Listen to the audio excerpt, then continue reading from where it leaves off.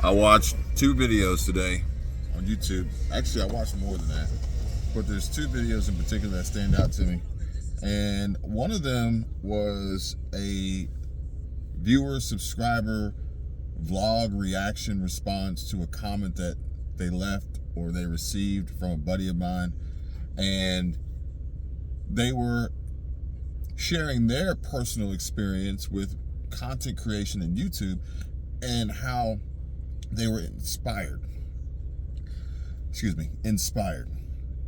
And they wished that they had the sincere and raw and authentic ability to just express themselves. But instead, they feel as though they lack that. And they are seeking guidance from their viewers and subscribers to provide them with feedback on how to make better videos and how to make better content. And really no surprise, the answer was, we don't know, but you're all over the place. We really can't, decide where we're supposed to focus and what you're supposed to be. And if the audience is actually telling you that, then YouTube feels the same way. YouTube's algorithm feels the same way. And therefore, it will make it extremely difficult for YouTube to categorize and know where to deploy and send and recommend and suggest, and on whose homepage to even show your content to with any hopes of being seen. There's also the fear behind content creation and putting yourself out there in such a vulnerable way. Wondering if you'll be accepted, wondering if you're good enough, wonder if they care about you and your life and what you have to share and tell them, opposed to actually just doing it. The answers to the questions, they're easy answers, but oftentimes the actions are much more difficult. For instance, you don't feel well. Well, here, take this medicine. I don't like taking medicine. I don't like large pills. I don't like the way it tastes. Well, then I guess you don't really want to feel better any sooner, because you're not willing to do what it takes in order for that to happen. But we can't ignore the undeniable truth of what exists on this platform. And I saw it today. And it's unbelievable.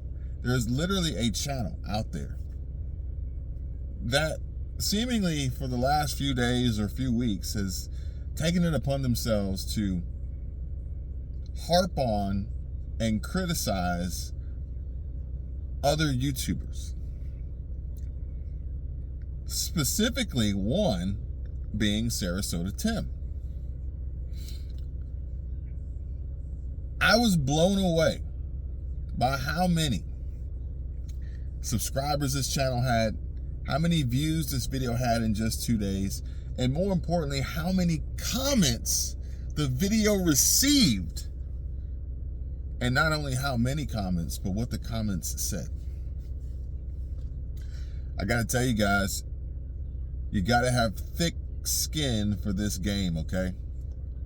But I also will say that if you are potentially abusing and misusing the platform, then expect for there to be critics out there, such as this channel in particular, that will then pick on you. But then the viewers themselves will consider you to be a bad person, a scammer, a con. But, when you put yourself out there in that way, in that position, and in that capacity, you gotta be open-minded to understand the type of response that could come back to you. Ideally, you wouldn't want to watch this channel if you were in fact the channel that they were critiquing and commenting on and pulling apart, ripping to shreds, roasting, for lack of better words.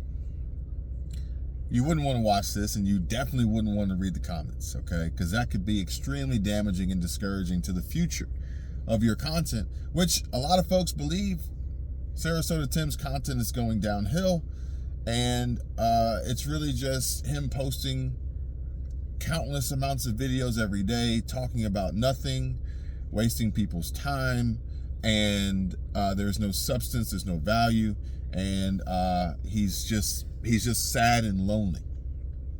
References to his girlfriend Tammy, I believe, who left him or whatever it may be, and some allegations to some criminal activity on his part. I'm not going to get into it, but what's most important is you just got to do what you want to do. If you want to make videos on YouTube, make videos on YouTube.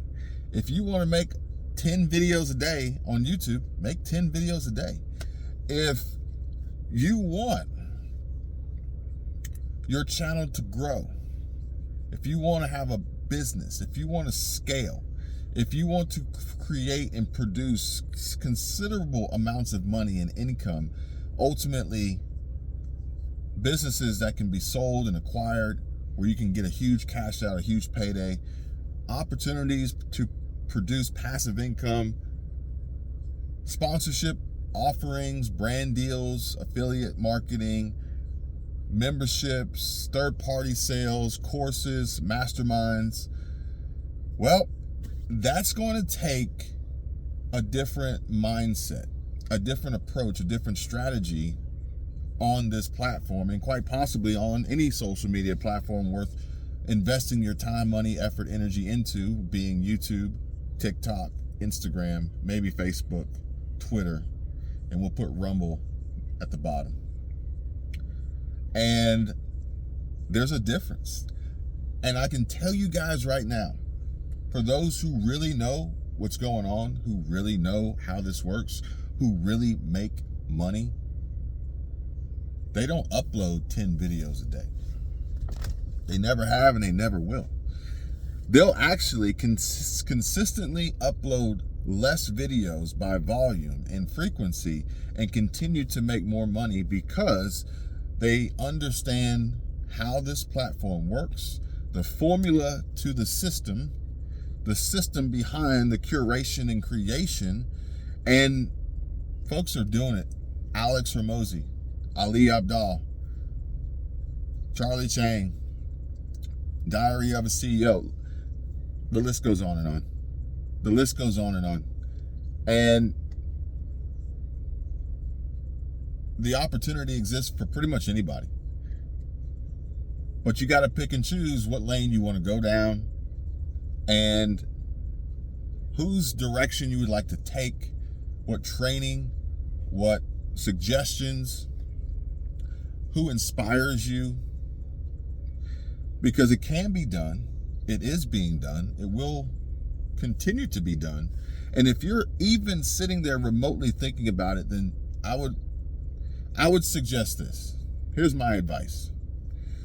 Do your homework, do your research, get ready, be prepared, and decide from day one, who do you want to be? How do you want to be viewed? What thoughts would come to mind? How would someone describe you if they saw you out in public and they were trying to tell someone who you were? They're not going to say, oh, look, there's Sarasota Tim. That means nothing. It means nothing. Oh, look, there's that guy who posts 10 videos a day complaining about his eye. He lives in a little camper. And, you know, he waxes his truck and he gets haircuts and he sits at a gas station and talks crap about people who have prison jobs, and he really just seems to be miserable and has no real direction in his life, even though he's retired early and has already started to draw Social Security instead of waiting until the maximum full retirement age benefit. And he literally is just buying time, killing time on the platform, scraping in. That's the other thing. The content that he produces, I'm not saying him in particular, but that type of content is quite possibly some of the least valuable content on the platform. So it would be no different from saying, hey, would you like to work a job where you get paid by the hour? And we're going to pay you minimum wage, although minimum wage is going up substantially in some parts of the country.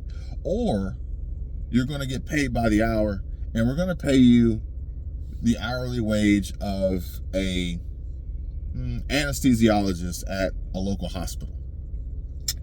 Yeah, I think I'll take that job. I think I'll take that money. Not to mention the perks and the benefits and all the other upsides and, scaling opportunities and business building opportunities and networking connection opportunities that come with it, that exist over working minimum wage, flipping burgers at McDonald's and getting paid scraps and pennies, but then trying to make it up by working multiple burger flipping jobs and trying to get overtime. Can you really logically, if we're going to put this in a form of an analogy, see yourself retiring from being a line cook or an order taker or head drive-through person at McDonald's? Or could you see yourself retiring by being the head anesthesiologist at the local hospital, who makes more money in a day than you would probably in a month working at McDonald's? Yeah, think about that.